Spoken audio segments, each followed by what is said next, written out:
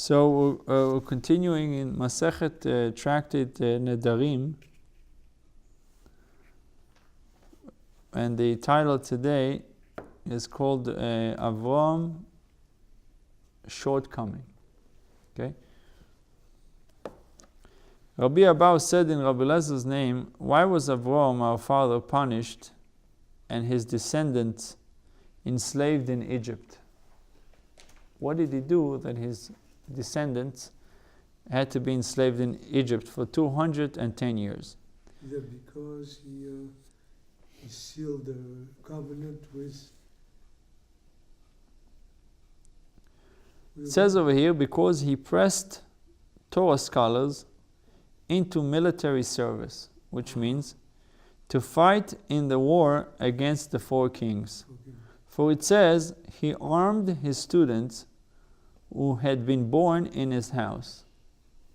He used his students to come and help him to fight the war against the four kings. Wow. There was a war, 5 kings against 4 kings, and because they incarcerated Lot or captured Lot, he went to fight the 4 kings that captured Lot. But he took with him the students who were learning Torah in his house to help him to fight the war. There were not too many of them. Genesis 14, different opinions, we'll soon see. 14:14, Genesis 14:14. Shmuel said, because, that was Rabbi Abba's opinion in Rabbi Elazar's name. Shmuel said, because he went too far in questioning the ways of God. For it says, when God promised Avram that his children would inherit Eretz Yisrael, what did he say? How can I really know that it will be mine? Right. He said, how can I really know that it will be mine? In the Loshen, the language of the Chumash, of the Torah, it says, Bameh eda ki irashena. Show me a sign. How would I know that I'm really going to have it? It's like a Ramuna. Rabbi Yochanan said, because that's the opinion of Shmuel. Rabbi Yochanan said, because he kept people from entering under the wings of the Shekhinah, from believing in God. For it says, after his victory over the 4 kings, Avram returned all the captured property. Thereupon, the king of Sodom said to Avram, give me back the people, you can keep the property. But what did Avram say? I don't want your property. Take the people and the property. Avram should have insisted on taking the people. Taking the people with him for what? In order to teach them monotheism.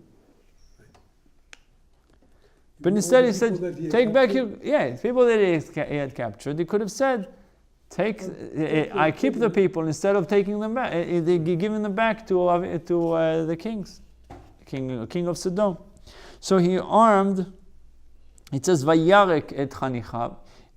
He armed his students who were born in his house. Rav said the word Vayarek implies that he emptied them of their Torah by pressing them into the military. That's the explanation of Ran. Ran is a commentator on the Gemara. Shmuel said he made them shine with gold to entice them to go to war against the 4 kings. So he bribed them.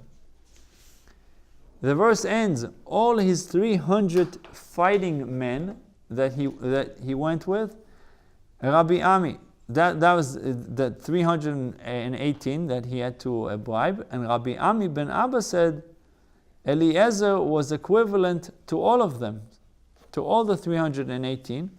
Others say the number of 318 refers to Eliezer himself, for the numeric value of Eliezer is 318.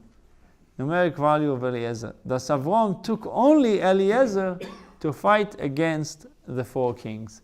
So imagine, according to Rabbi Abba, that the children, 600,000 Jews being enslaved in Egypt, almost 2 million Jews under slavery, because Avram took Eliezer to war, instead of allowing him to continue learning Torah.